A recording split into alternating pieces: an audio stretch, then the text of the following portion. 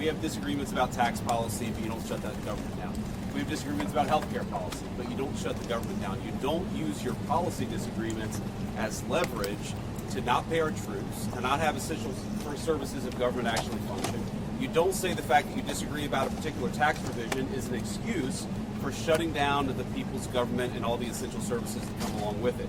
If you look at what Chuck Schumer has said in the past consistently, it's whatever our disagreements are, let's negotiate with them.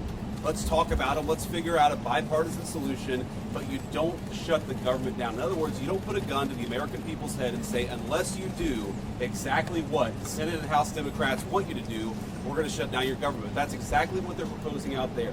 Now, we have to remember, they're very frustrated. They say that they're very frustrated about the fact that this negotiation has not taken place until today. But if you look at the original thing they did with this negotiation, it was a $1.5 trillion spending package, basically saying to the American people, we want to give massive amounts of money, hundreds of billions of dollars to illegal aliens for their health care, while Americans are struggling to pay their health care bills. That was their initial foray into this negotiation.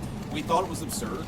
We told them it was absurd, and now they come in here saying that if you don't give us everything that we want, we're going to shut down the government. We think that's preposterous. We think it's totally unacceptable, and we think the American people are going to suffer because these guys won't do the right thing. Now, I want to make one final point here. You will hear a lot from Senate Democrats, from House Democrats about the fact that American health care policy is broken. Well, we know that American health care policy is broken. We've been trying to fix it for the 8 months that we've been in office, but every single thing that they accuse about being broken about American health care is policy that Democrats have supported for the past decade. So if they want to talk about how to fix American health care policy, let's do it. The Speaker would love to do it. The Senate Majority Leader would love to do it. Let's work on it together.